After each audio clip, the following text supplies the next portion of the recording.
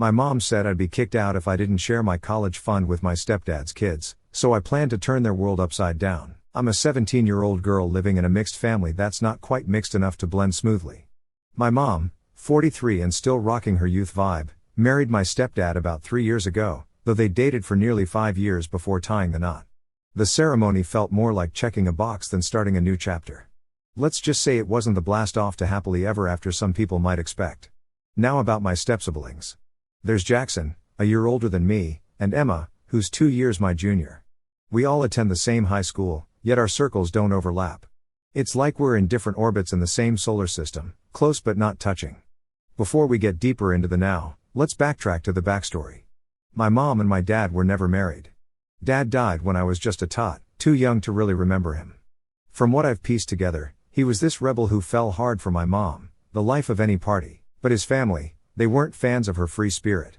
They had their future all mapped out for him, and my mom wasn't part of that picture. Dad's health took a nosedive when he was diagnosed with leukemia. It was already in the late stages when they caught it. He was only 27, and suddenly the countdown started. The good part, he managed to set up an education fund for me before he passed.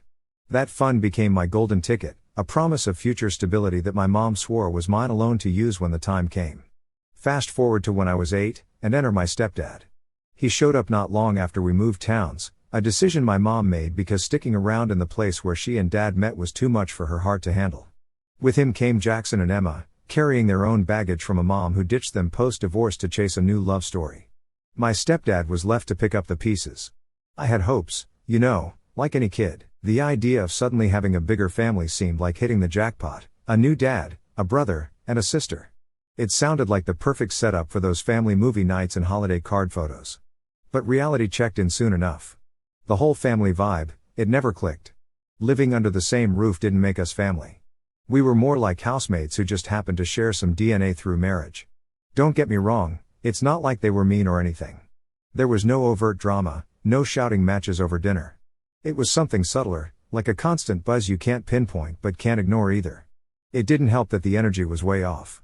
My stepdad and his kids, they connected in a way that just didn't include me. I tried, believe me. I made efforts to join in, to stir up some kind of bond. But every attempt felt like throwing a rock across a frozen lake, hoping it wouldn't just skid and settle without making an impact. Mom, though, she was a different story. They embraced her, loved her in ways I couldn't help but envy. I wondered if it was because in their eyes she replaced their nightmare of an ex-wife and mom who, as the town's whispers went, was more gold digger than caregiver.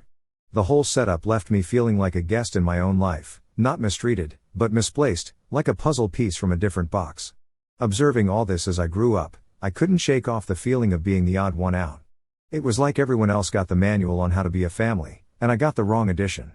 Despite all this, I never really talked about it. What was there to say? That I felt left out? That it seemed like they were a family before I came and would be a family whether I was there or not? It sounded petty even to my ears. As I got older, these feelings didn't exactly fade, but I got better at managing them. I figured maybe it was all in my head, maybe I was just the introspective type making mountains out of molehills. But deep down, I knew I was missing something vital, a connection, a sense of belonging. My room became my sanctuary. It was the one place where I could drown out that buzz, that constant reminder that I was an add-on to an already established group. And as high school rolled on, I threw myself into studies, into plans for college. That fund my dad left, it became more than just money. It became my ticket out, my hope for a fresh start where I could define family on my own terms. Things went on like this until one evening, just a regular Tuesday, when my mom decided to drop a bomb. No, not the dramatic kind, just a heavy one. We were clearing up after dinner, the hum of the dishwasher blending with my thoughts, when she said we needed to talk. She had that tone, the one that meant something big was stirring, something that could shake up my carefully laid plans. She started off with how proud she was of me, looking to graduate soon, how I'd grown into someone she admired. Compliments that under any other circumstance would have warmed me, but that night they felt like a lead-in to something tougher. And I was right. She told me that my stepfather hadn't been able to save money for his kids to go to college, so she needed me to help my family out. I let my step-siblings use the money from my college fund as well. Jackson had taken a gap year and was about to start college at the same time as me, so that's what the conversation was really about. Legally, my mother couldn't control the funds because in his will, my father had clearly stated that only I would be able to control where I spent my money after I turned 18. And if I'm being honest, I didn't want to share the money with my step-siblings. For starters, I didn't consider them family, and I'm sure that neither did they. And secondly, even if I didn't end up using the entire amount that my father had kept for me, I would still like to use it for myself. That kind of money could really help me get a head start and be useful to me when I get my own apartment and stuff, until I started earning, when he was going to help me out. I had already saved a lot since I went to public school instead of private, and my mother didn't have to spend any money on my education so far. I was also a really good student, so I was hoping to get a scholarship in whichever college I decided to apply and enroll in. Money had never been a matter of concern for me, but now that I was getting older and I was about to turn 18 in a few months, I was starting to think about saving and earning. So giving away money from my funds to my step-siblings didn't sound like a great idea. So I told my mother that I wouldn't be sharing those funds with them because I didn't think that it was necessary. If Jackson really wanted to go to college, he could just do what millions of kids do anyway and get a student loan. My mother was not pleased with my answer, and she said I was being selfish. But I didn't even disagree. I was indeed being selfish, and I didn't see anything wrong with it. So instead of arguing with her, I just told her that I was being selfish and it was completely fine because I didn't consider my step-siblings family. That's when my mother started screaming at me because apparently she believed that what I had said was no less than a criminal offense. It took me a few seconds to even process the fact that she was losing her mind simply because I had spoken the truth and told her that I didn't think of my step-siblings as family. The double standards were crazy because on one hand, the family had been treating me like an outsider for the past 8 years, and she had never seemed to notice it. Well, maybe she didn't notice it, and she just didn't care. But when it came to me, I had to consider them family and treat them as such for absolutely no reason. I tried to speak to her calmly and without screaming in her face, but there was no point because she was already going off on me and calling me ungrateful and whatnot. So I waited for her to finish yelling at me, and then I told her that she could scream at me all she wanted, but I wasn't going to change my mind. The only thing that screaming at me was going to accomplish was it was only going to alienate me even more and make me feel even less inclined to help them out in any capacity. My mother calmed down a little after I said that, and I thought that we were finally going to have a rational discussion afterwards, and I would finally be able to voice out my feelings. But that was foolish of me. I had forgotten that in that household, my feelings absolutely didn't matter, and all that mattered was if my mother, my stepfather, and my step-siblings were happy. My happiness was not very important to any of them. So after my mother calmed down, she told me that I had a week to make up my mind, but after that she would be forced to kick me out of the house. I thought she was joking because it was simply ridiculous, but she told me that she wasn't. And since my birthday was coming up in less than a month, she would soon not even be legally obliged to let me live with them because I wouldn't be a minor anymore. So I would be out of the house, and I would be completely on my own if I didn't agree to share the college fund that my father had specifically just for me with my step-siblings. I could hardly even believe that my own mother would say such a thing and put me in such a difficult position just for the sake of my step-siblings when I was supposed to be her own flesh and blood. She told me to tread carefully and think this over because this decision could cost me everything. And then she left the room while I sat there and tried to process what she just said.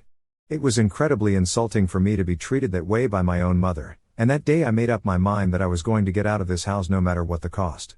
So I started talking to my friends and then told them that I needed help to find an apartment of my own because I was planning to move out for my 18th birthday. I told them everything that my mother had said and explained the urgency of the situation to them. I knew that once I turned 18, I would get all the money, and then I would be able to control where I spent it. Yes, I would have to stick to a budget and choose my degree and college very carefully, but it was worth it because that meant that at least now I would be able to move out and live on my own instead of putting up with my family or rather forcing them to tolerate me. Because after that conversation with my mother, it was clearer than ever that I was not welcome in that house at all, and I really was an afterthought. All these years I had not been overthinking anything. In fact, I might have even been underthinking things because I really hadn't ever seen this coming. A couple of days passed, and a friend of mine told me that she had been able to speak to a cousin who was also applying to the same colleges that I was because we had an interest in the same field. She was planning to live in an apartment because she wanted to be independent from the beginning, and my friend had suggested that I get in touch with her.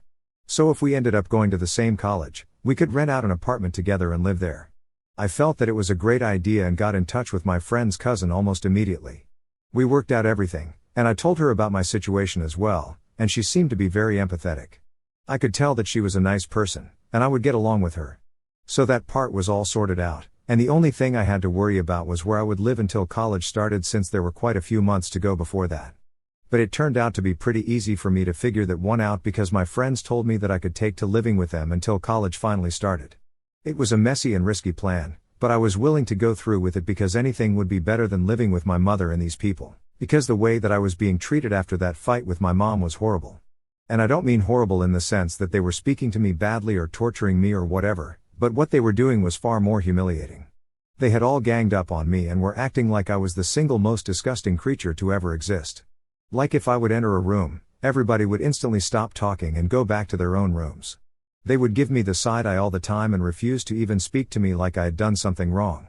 It was humiliating, and I felt like running away because it just felt so bad. It took me a while to arrange something for myself, but I made up my mind that as soon as my friends were ready to take me in, I would leave this place.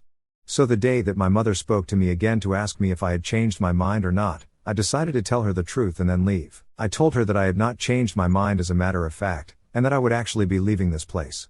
I told her that the way that she and her family had been treating me for the past week was nothing short of psychotic, and I couldn't put up with it anymore. I told her that I had already spoken to a couple of friends, and that I would be living with them until I could start college and move away from here. I said that I never wanted to see her again, so she was free to kick me out, and it wouldn't make a difference to me. I already had a plan in mind. So I wasn't very surprised when my mother started yelling at me once more and told me that I needed to get out of her house because this was no place for selfish, ungrateful brats like me.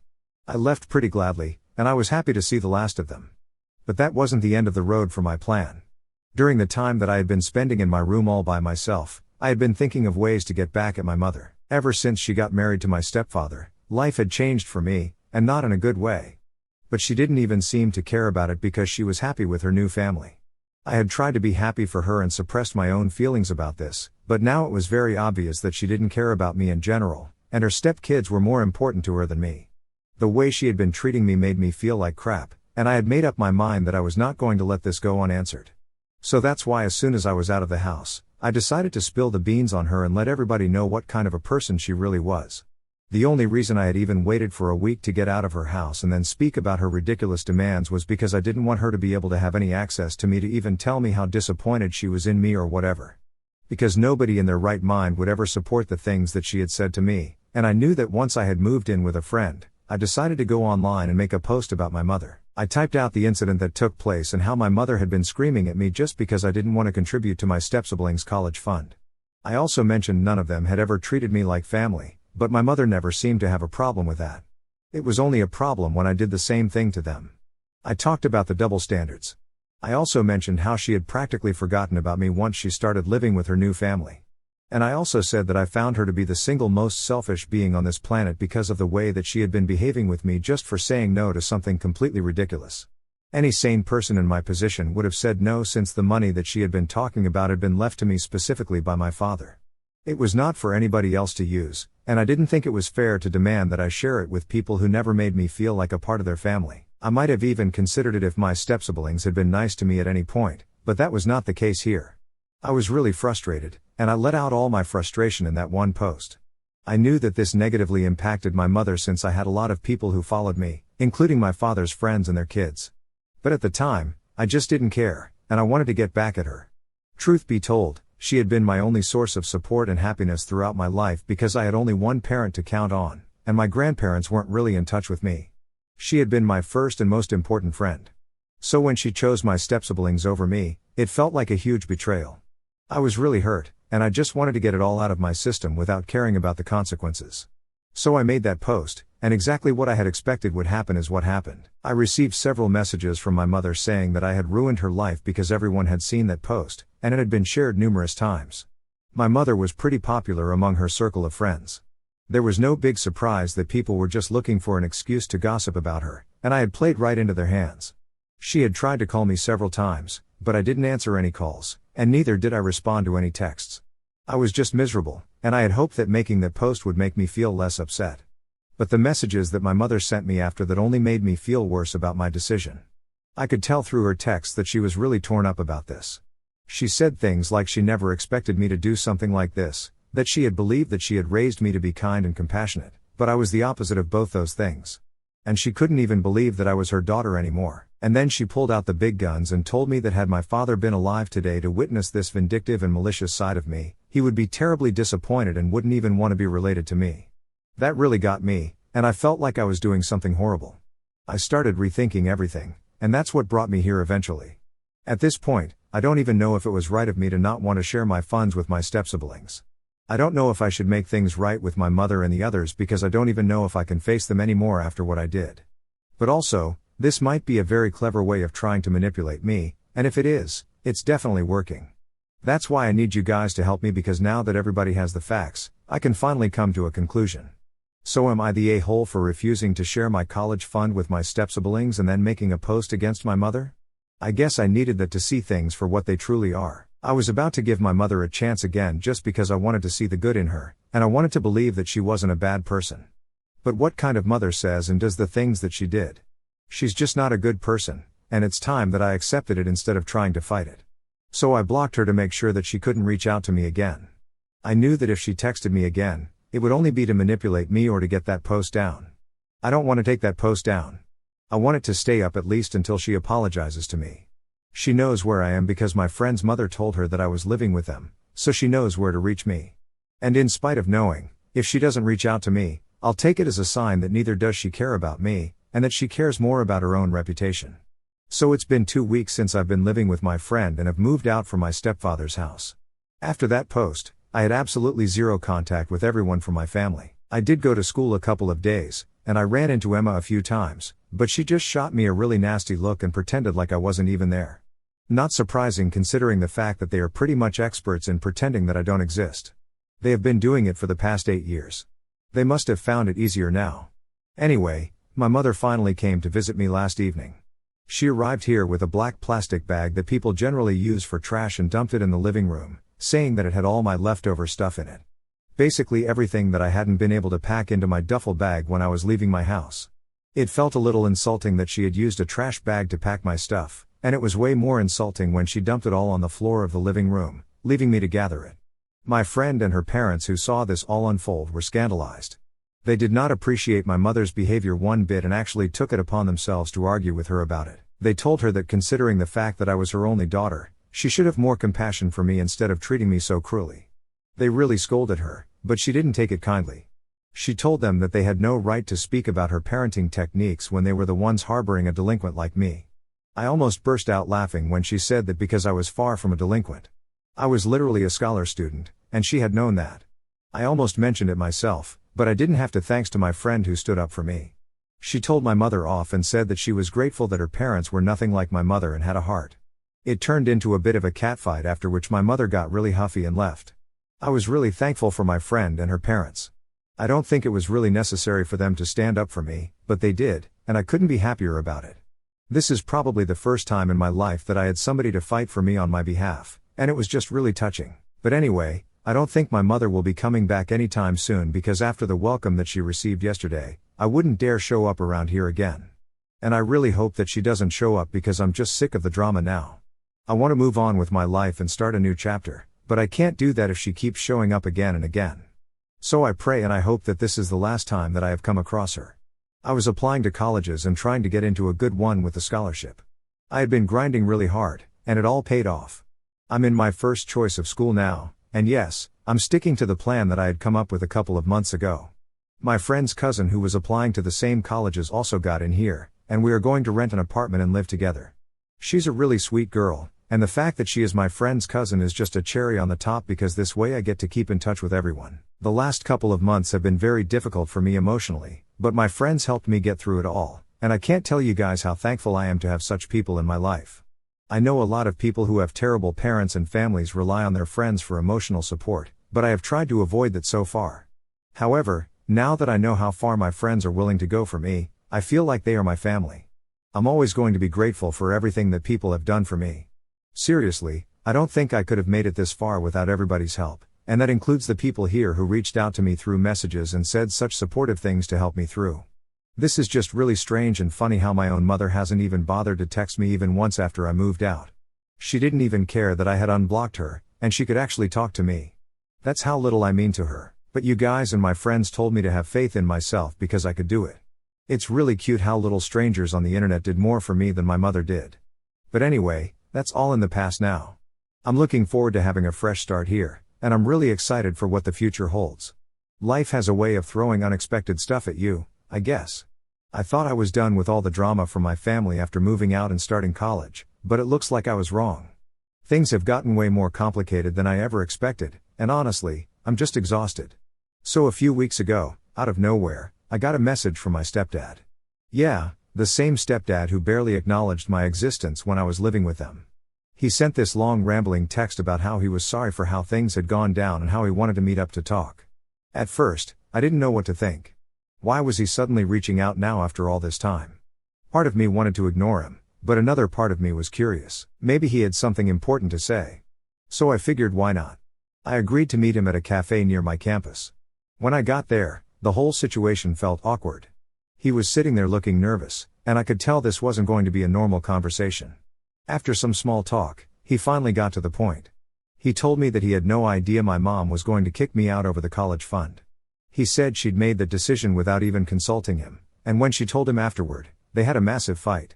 He looked genuinely upset as he told me this, saying that things had been really tense at home since I left. Apparently, my mom has been putting a lot of pressure on him to contribute more financially, even though he's still trying to recover from the financial mess his ex-wife left him in. He confessed that he's been questioning their entire relationship ever since I moved out, and that he's even considering getting a divorce. That was a lot to take in. I never really thought much about their marriage, but hearing that it's on the rocks because of what happened to me was kind of surreal. I didn't really know how to respond. Part of me felt bad for him because it sounded like he was genuinely struggling, but another part of me was just kind of numb. I told him that while I appreciated the apology, it didn't change the fact that my mom had treated me like crap. He nodded, saying he understood, but then he asked if I'd be willing to talk to my mom again, maybe help him figure things out between them. That's where I had to draw the line. I told him flat out that I wasn't interested in playing mediator between them. I have my own life to worry about now, and I'm not about to get dragged back into their drama. He looked pretty defeated after I said that. He thanked me for meeting up and left, and I thought that was the end of it. But a few days later, I got another message, this time from my mom. I almost didn't open it, but curiosity got the better of me. She said she'd heard about my meeting with my stepdad and wanted to talk. At first, I didn't respond, but she kept messaging, saying she was sorry and that she missed me. She even tried to guilt-trip me, saying that I was tearing the family apart by refusing to help. It's been a roller coaster of emotions since then. I thought cutting them off would be the hardest part, but dealing with their attempts to pull me back in is even worse. I still haven't responded to my mom, and I'm not sure I want to. Part of me wonders if she's just trying to manipulate me again, especially now that things aren't going so well for her and my stepdad. To make things even more complicated, I recently found out through some mutual friends that Jackson and Emma have been telling people at school that I'm the reason their dad might leave their mom. They're basically painting me as the villain in this whole situation, which really sucks. I've been getting weird looks from some of our mutual acquaintances, and a couple of people even unfollowed me on social media. It's like high school drama all over again, but now it's bleeding into my college life too. And if that wasn't enough, my mom has apparently been telling people that I'm ungrateful and that I abandoned the family over something trivial. She's playing the victim card hard, and it's working because some of her friends and even some of our extended family members have been reaching out to me, telling me I should reconcile with her. They're saying things like she's your mother, you only get one, and family is everything. But where was that family loyalty when I was being treated like an outsider in my own home? It's all so hypocritical. One of the hardest parts of all this has been the feeling of isolation. Even though I'm surrounded by new friends at college, and my roommate has been awesome, I still feel this deep sense of loneliness. I always thought that once I got out of that toxic environment, everything would magically get better, but I'm realizing now that the scars from that time are going to take a lot longer to heal. I've been seeing a therapist on campus to help me work through all of this, which has been really helpful. She's helping me see that it's okay to set boundaries with my family and that I don't owe them anything just because we're related. That's been a tough pill to swallow because I was raised to believe that family always comes first no matter what. But at the same time, I can't keep sacrificing my own well-being for people who don't really care about me. Meanwhile, things with my mom and stepdad are apparently getting worse. My stepdad texted me again last week, saying that he's moving out and looking for his own place. He said he couldn't take the constant fighting anymore and that he needed some space to figure things out. He asked if I wanted to stay in touch, but I told him I wasn't sure. I'm still processing everything, and I don't want to get too involved in their problems. It's weird because for so long I didn't really consider him part of my family, but now that he's reaching out to me, I'm starting to see that maybe he's not as bad as I thought. But I'm still wary of getting too close. To add to the chaos, my mom showed up at my campus last weekend. I wasn't expecting it at all. She texted me saying she was in town and wanted to see me. I didn't respond, but somehow she found out where I was living. She showed up at my dorm, and my roommate let her in because she thought it was just a regular visit from a parent. When I walked into the room and saw her sitting on my bed, I nearly lost it. She started off acting all sweet, saying she missed me and wanted to talk things through. But as soon as I told her I wasn't interested, she flipped. She started yelling, saying I was being selfish and ungrateful, that I was ruining the family. She even tried to bring up my dad again, saying he'd be ashamed of how I was acting. I couldn't believe she was using my dad to guilt trip me. I told her to leave, but she wouldn't. She just kept going on and on about how I was tearing the family apart. My roommate eventually stepped in and told her she needed to go, which only made things worse. My mom started yelling at her too, saying she had no right to get involved in our family matters. It got so bad that campus security had to be called to escort her out. It was beyond embarrassing, and now my roommate knows way more about my family drama than I ever wanted her to. Since then, I've been trying to lay low.